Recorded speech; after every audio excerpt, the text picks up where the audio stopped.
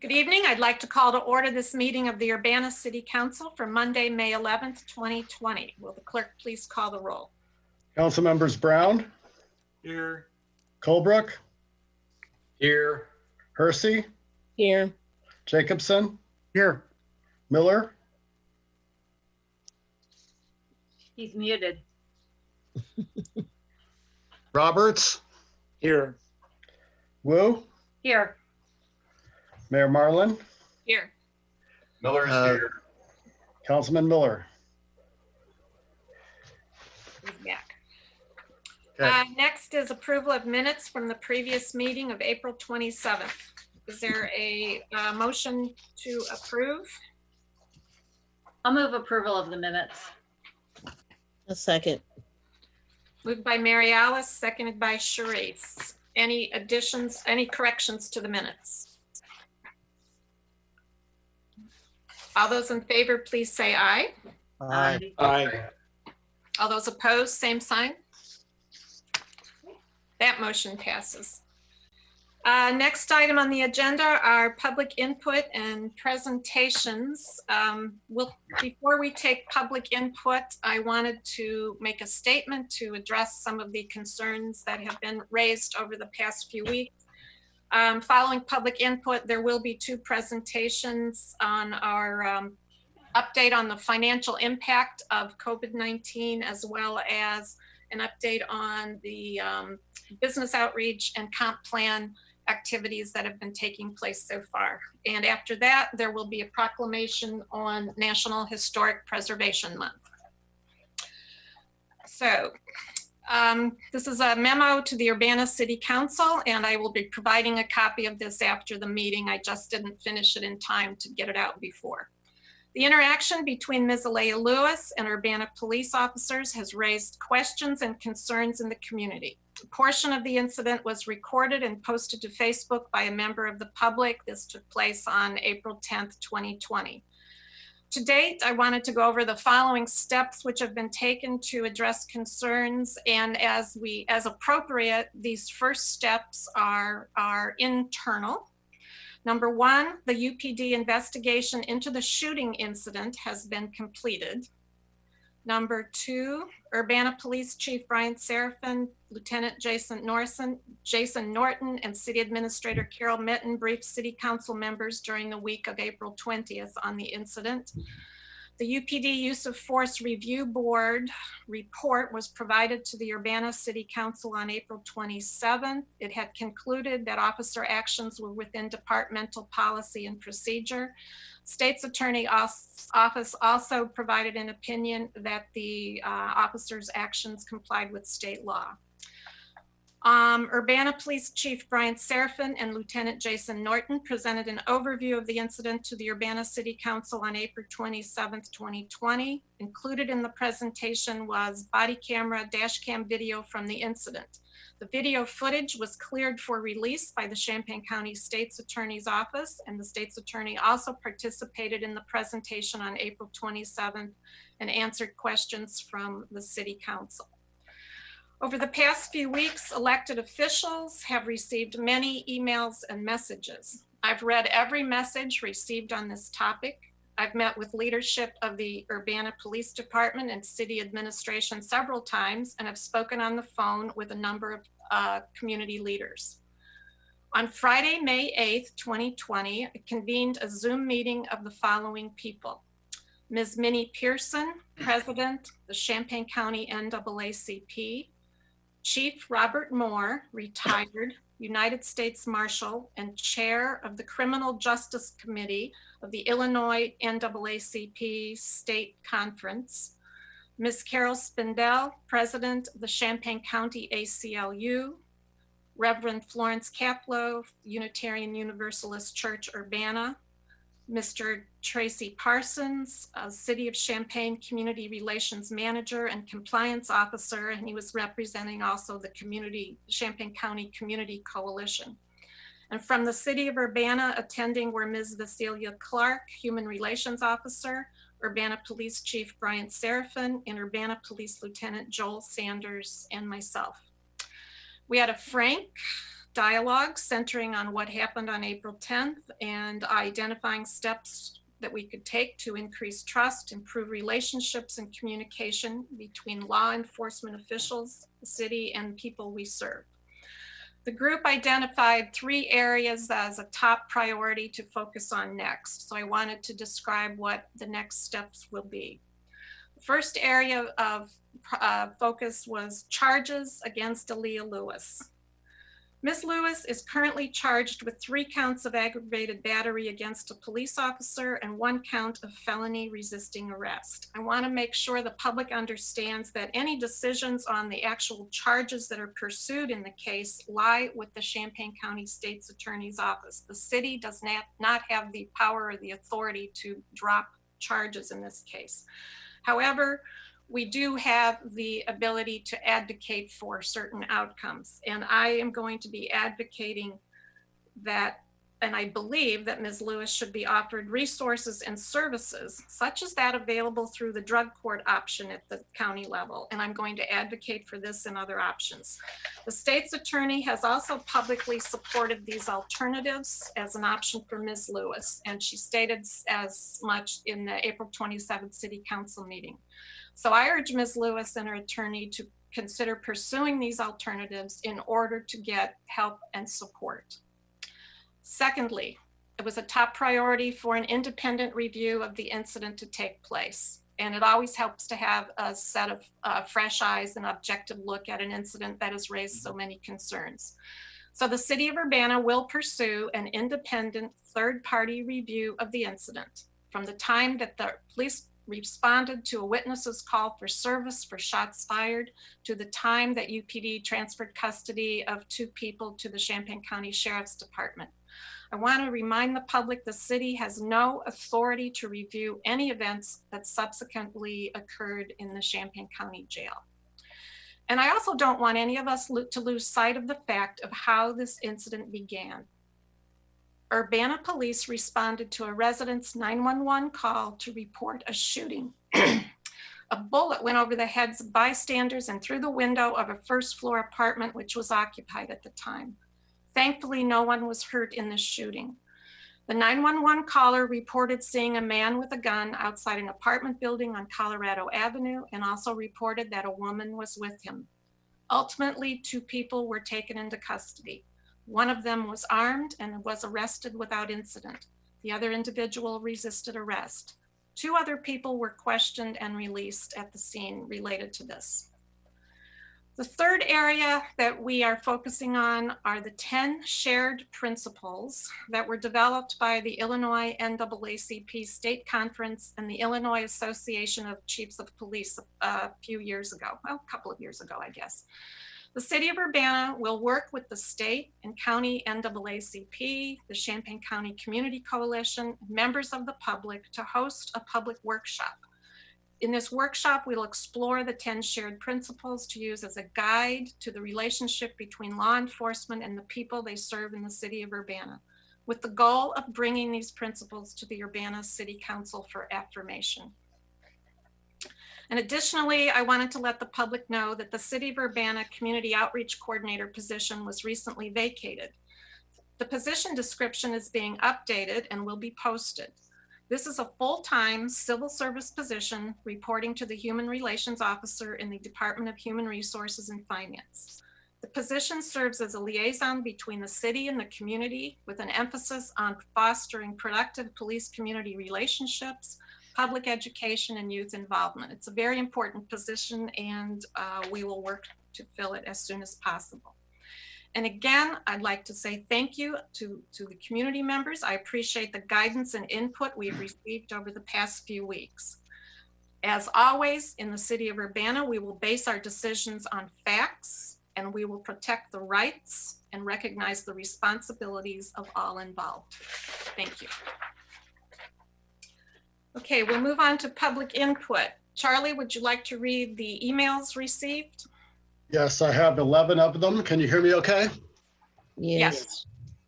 Okay, first one is from Bronwyn Kane. Having read and watched several accounts of the assault committed by Urbana Police Department officers upon a young woman they arrested on April 10th, I am writing to ask that you please consider taking further action in addressing the misconduct, criminal abuse that was so clearly perpetrated by officers on that day.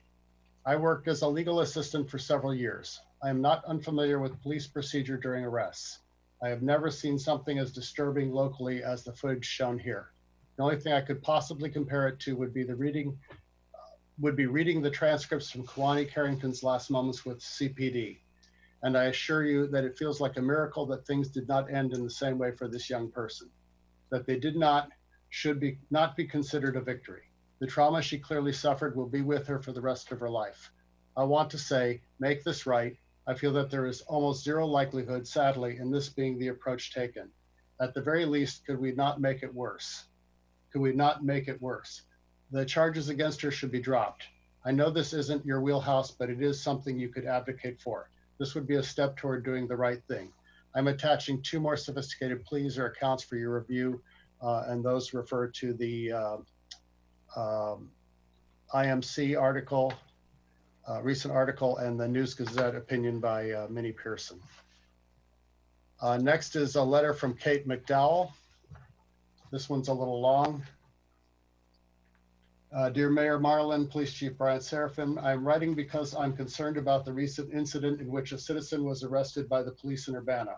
I've read the guest commentary by Minnie Pearson in the NAACP and watched the video of Alea Lewis's arrest. I've also read that the man who took the video has been asked by police to delete the video in a local source I trust. That's in reference to the IMC article. I teach storytelling and data storytelling at the School of Information Science at the University of Illinois, and I have some questions about the story and situation. So far, the official response has been that protocol was followed. It's really hard for me to reconcile that information with the above article and linked video. Let me ask some questions as a citizen of Urbana. 1, what does a person say while walking toward police cars that results in being tackled face down on the street? Was it, I am going home, as the Public Eye article states? I ask for all of us in that I don't want to say the wrong thing and end up tackled and arrested, just as Sharice Hersey asked at City Council. 2, what was said or what was the context? Basically, what protocols were followed in tackling a woman who was walking toward a group of police cars with nothing in her hands? In other words, can you help me understand how police officers saw one woman alone as a threat that required full restraint? 3, is punching, kneeing a woman who is already being held down by 2 officers protocol? If so, would you please revise this protocol? 4, is knocking someone out of their shoes and leaving their shoes on the street protocol? One officer appears to pause, considering whether to help her get her shoe back on, and then walks away from the shoe. This is such a sad moment in the video. She's being held down already. Surely it would have been possible to help her with her shoe. 5, what is going on with the way the officer pulled her shoulders? Is pulling someone's shoulders back at right angle while they are being sat upon protocol? What protocol says to hyperextend the shoulders? If there is such a protocol, please revise it, because anyone I know would be injured by such an extreme stretch while already under stress and a full body trap. These questions about shoes and shoulders lead me to this question. Is it the goal of city police officers to induce or increase a sense of helplessness or panic? Can you please help me understand what police are and are not taught about trauma and panic? I mean this sincerely. I ask as a citizen, please help me understand by sending me police training information. And she provides her email address. 7, the Public Eye article indicates that a recording captured an officer asking the arrested woman to be like a lady. Why does the officer suggest that she act like a lady? Is it protocol to insist on ladylike behavior? Do police officers in our city understand sexism?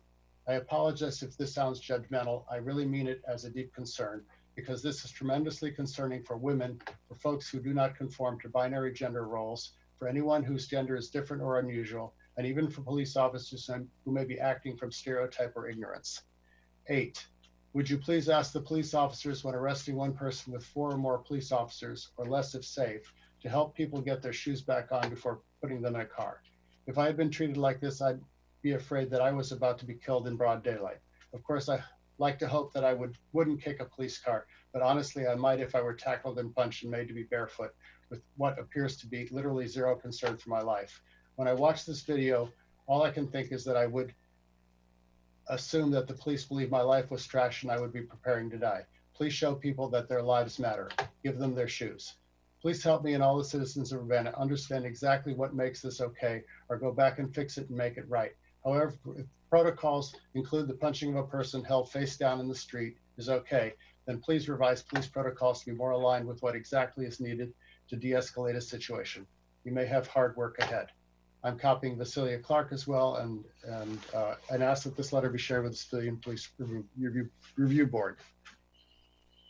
The next one is from Julie Watkins. To City Council. I find violence upsetting, especially violence by armed persons against an unarmed person. I find excuses for committing violence upsetting and disappointing. The full USA context is that some police act as if they can do violence with impunity, and there are many times they get away with even killing. And there are a few other police who would not do this publicly, telling the police who do to stop. The more this happens nationwide, the less benefit of the doubt I will allow to local police when there is disturbing video evidence, unless the local administration is being a local leader against violence. I don't consider making excuses leadership. It is upside down to demand better behavior of civilians and police. It is upside down to validate violent force in response to verbal questions, even if loud. Next is from Paul Muth. Greetings. The police training is lamentably lacking. I have heard some good things about PTI curriculum. If that is where Urbana goes for training, sessions need to be extended and actually affect interactions with the public. River Brown, dear City Council members, I am still deeply concerned about the April 10th incident, and I'm hopeful that the City Council will continue to push for justice. First of all, I am so grateful to hear the council consider all of our community's input on this matter. Please continue to keep your hearts and minds open. Please consider how this situation might affect you if, instead of Aaliyah, this was your child, your partner, your sister. You have the power to appoint a different police chief. Please make it clear that his reappointment depends on dropping all charges against Aaliyah. I have taken upon myself to watch a small part of the clip posted after the fact. Search on YouTube, Good Friday Urbana 41020. It is even worse than I thought it would be. It is hard to watch. I strongly encourage every single City Council member to watch both videos. If you have not, please watch them both. Also, please push for the body cam videos to be released to the public. I understand FOIAs have been filed for these. Again, please make it very clear to the Chief of Police that his reappointment depends on dropping all charges against Aaliyah. Stop the violence here and now. Next is Jeffrey Putney, Champaign. Let me start with some updates from the past week concerning the 410 incident of police violence. The Public Eye published an article detailing a history of events and public concerns.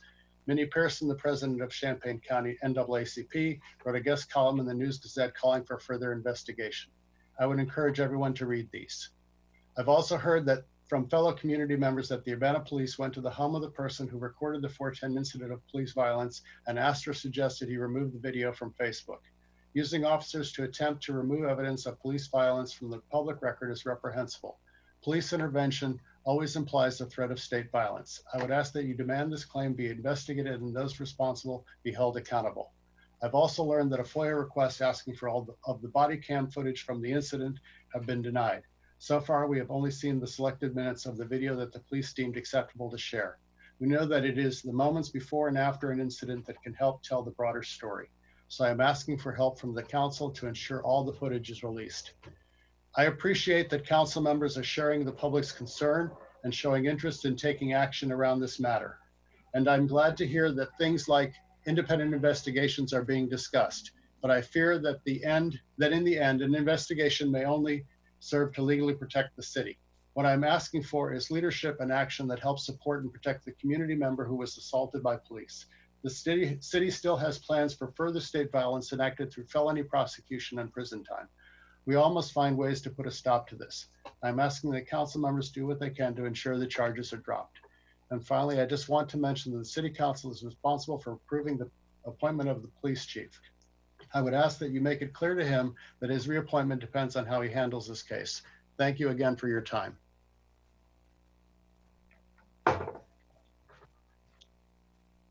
Next is Elizabeth Simpson. Dear council members, in regard to the April 10 incident with UPD, I'm heartened to hear that some of you are listening to my and others' profound concerns for the health of our community, physically, but also psychologically and emotionally. This incident has once again induced terror in many citizens of CU, and we need you to show that this matters and that you will take right action to remedy the harm. Having just watched the more recent footage, I am absolutely terrified to see that about minute 140, an officer runs over with a gun raised and proceeds to jump onto Miss Lewis's body with gun loose and flying around. At minute 205, there are 3 large men around Miss Lewis who is face down on the ground. One of them is sitting on Miss Lewis and the other 2 are at each side, apparently engaging her hands. She says, "You are racist," and the officer on top of her immediately raises himself to knee her with his weight, at which time his rifle also flails and lands against her body. This response is horrifying and blatant, and the violence of it is entirely out of line with the situation. And honestly, I'm not sure whether I would be more or less disturbed if it were a police officer doing it. But as they continue to restrain Miss Lewis, I want to emphasize the point about the irresponsibility of the rifle that I began with. There are a full 2 minutes of time where the officer is moving in the rifle in every which way, entirely out of control, moving about the body of this prone woman as a large man sits on her. This entire incident could easily have gone an even worse direction without a lot of imagination. So many historical forces have converged to make that moment possible. The moment of 3 men holding a woman down, then taking additional action to hit her.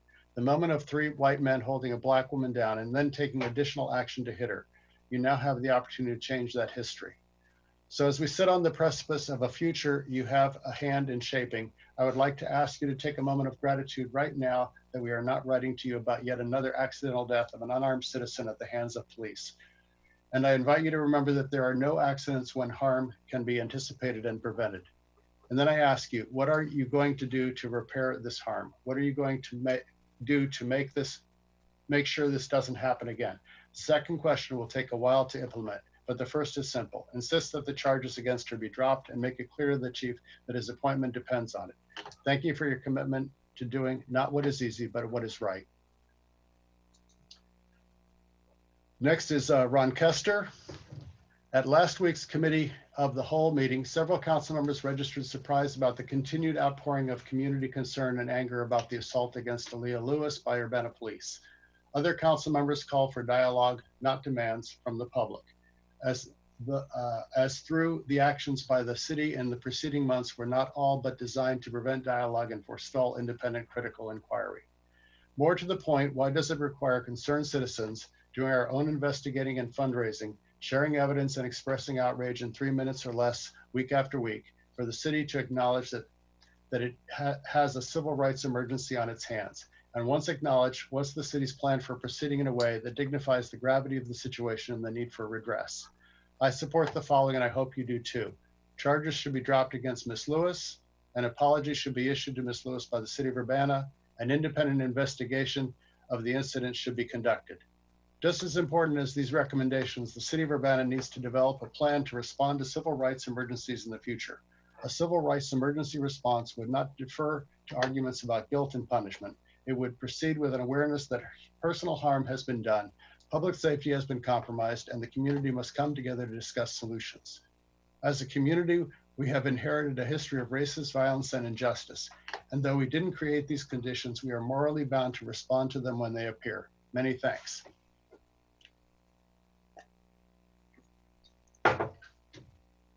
Next is Benjamin Stone. Dear council members and Mayor Marlin, I'm so excited about tonight's meeting.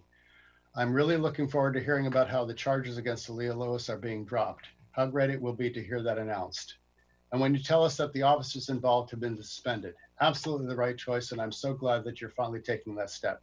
How proud I will be again of my city representatives and of my mayor, when before the meeting ends, they tell us that an independent investigation was the right choice from the beginning, as opposed to an objectionable presentation by the police that repeatedly presented lies, sinned by omission, and literally violated Ms. Lewis's civil rights.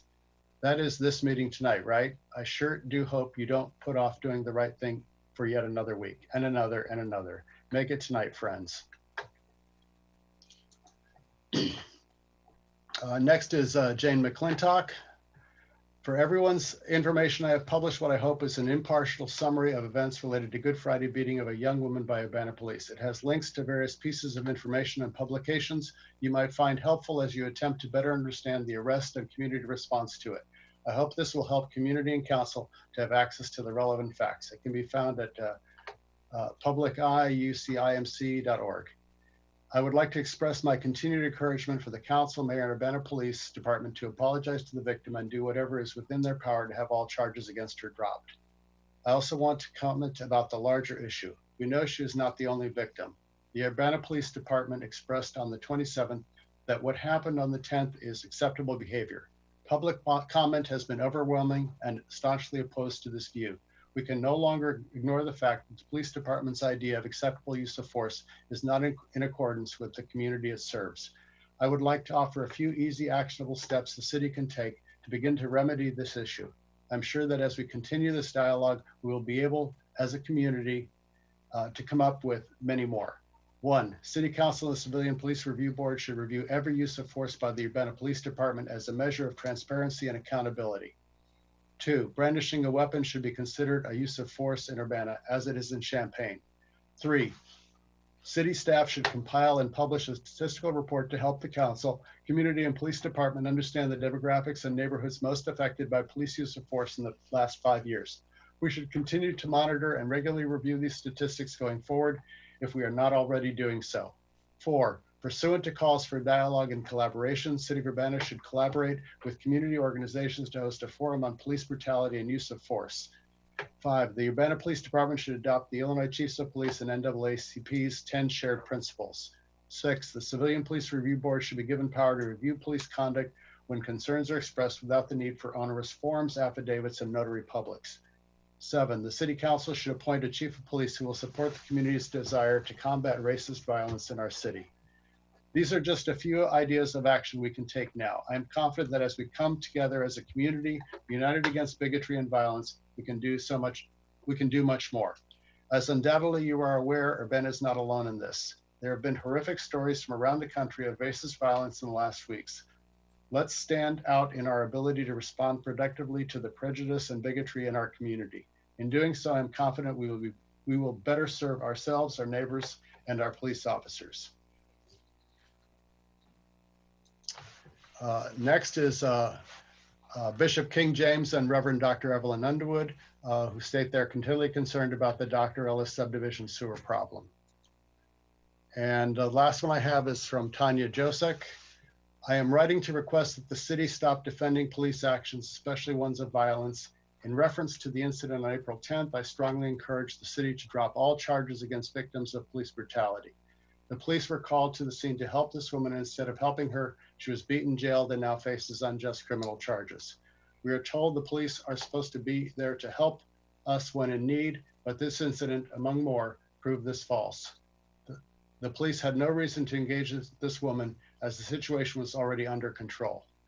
The police also had no reason to have assault rifles present. There's never a need for assault rifles except for maybe extreme situations such as war or perhaps a mass shooting, neither of which fall into the situation at hand. It's clear the assault rifles were brought with the motive to assert dominance, which is especially inappropriate for the situation at hand. Again, I strongly encourage the city to drop all charges against victims of police brutality. This is unjust and cruel at a minimum. Okay, that's all I have. Is there anyone There are 2 raised hands, Okay, Tracy C. and then Christopher Hansen. Tracy? Hi, can you hear me? Yes, we can. Hi, my name is Tracy Chong from Urbana. Tonight, I'm going to comment on some of the lies told to justify Urbana police officers' actions in beating and arresting Aaliyah Lewis. In their presentation on April 27th, Chief Serafin and Lieutenant Norton justified the unhinged actions of Officers Cervantes, Ruff, and Coker by saying the officers were responding to a shots fired incident. Chief Serafin brought up the term school shooter, mall shooter several times in an attempt to paint a picture of an active shooter scenario. However, listening to the 911 call, the caller reports that someone had been accidentally shot had accidentally shot himself. In the 911 call, the caller says, "There's a boy that had shot himself, and he's walking up and down the street with a gun in his hand. I just wanted to report that. Because when I was taking groceries in, we heard the loud gunshot, and he fell. But now he's up, stumbling back and forth in the street, and some girl was behind him end quote." Does that sound like an active shooter scenario? From the call, it sounds like someone had accidentally shot themselves and was possibly hurt. Is this the typical response of Urbana Police officers to a medical type call, a report of someone potentially injured from an accidental gun discharge? It seems very dishonest of Chief Serafin and the Urbana Police Department to spin this incident into a top-level active shooter threat in order to justify the force used to secure the area, and to justify classifying Lewis as an aggressive assailant. There's no mention of the bullet going over the heads of residents in the 911 call, which Mayor Marlin just told us in her update today. Mayor Marlin, why are you lying to citizens? Why do you keep perpetrating these lies? Had the picture of the situation been more like a medical call, where a man had accidentally shot himself and was possibly hurt, there would be no doubt that the use of force and treatment of Ms. Lewis was against policy. So of course, Chief Serafin had to lie and twist the scenario to justify the actions of his officers. My question to City Council members is this: are all of you okay with Urbana police officers appearing in court and twisting the story in the same way when they testify against Ms. Lewis? Are you okay with Urbana police officers committing perjury when testifying against Ms. Lewis? Mayor Marlin and City Council members, you've also attempted to wash your hands of any responsibility by saying that the city has no say over whether Ms. Lewis's charges are dropped and it is all up to the state's attorney, Julia Reeds. Simple question. Have any of you directly requested that the charges be dropped? And what was the response by Ms. Reeds? I would like to see each of you send a formal letter to the state's attorney requesting for charges against Ms. Lewis to be dropped. Thank you.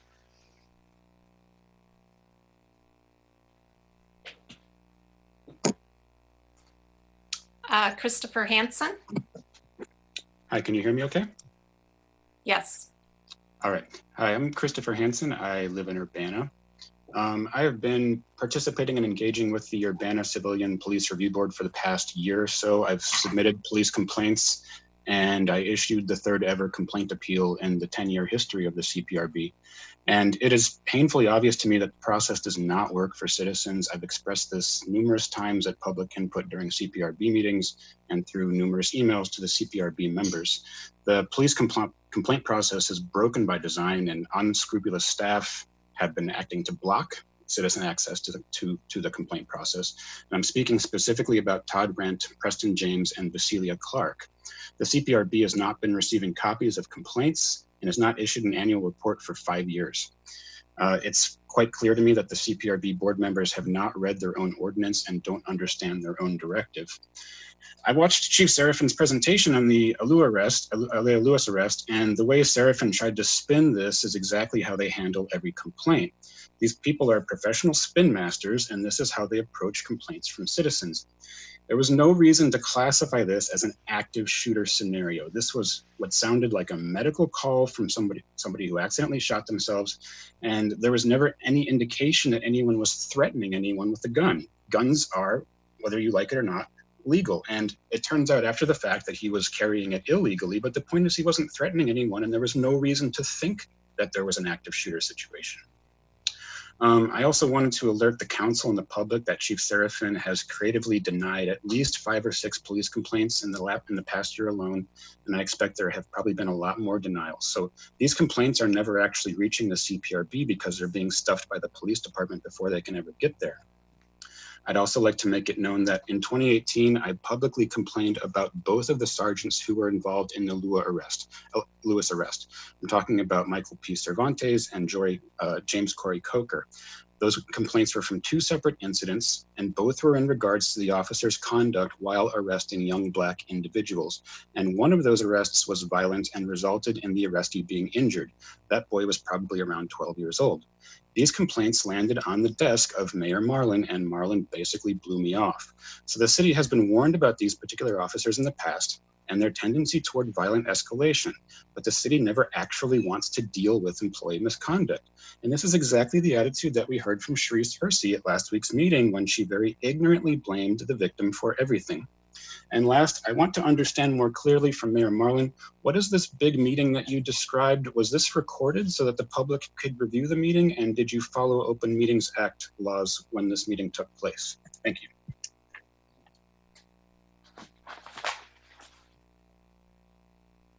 Thank you. There's one more. Ben Jocelyn has his hand up. Okay, go ahead, Ben. Hi there. I first want to say thanks for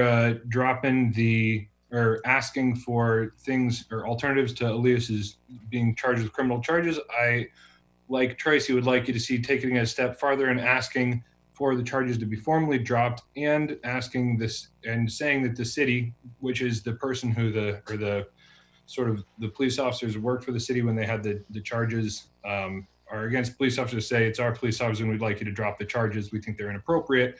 I think that's an absolutely responsible thing and reasonable thing for the city to do. I think that I'm glad that there's going to be an independent review, though at this point the review of the incident matters less to me than the review of the systems.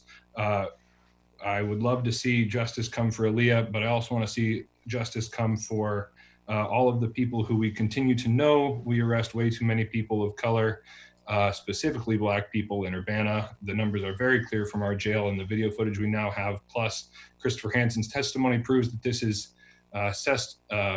something that's been going on for decades. Probably since the beginning of our town, because it has for all police forces. I also want to say that it's an absolute failure of leadership to put together a video that describes the police behavior as acceptable.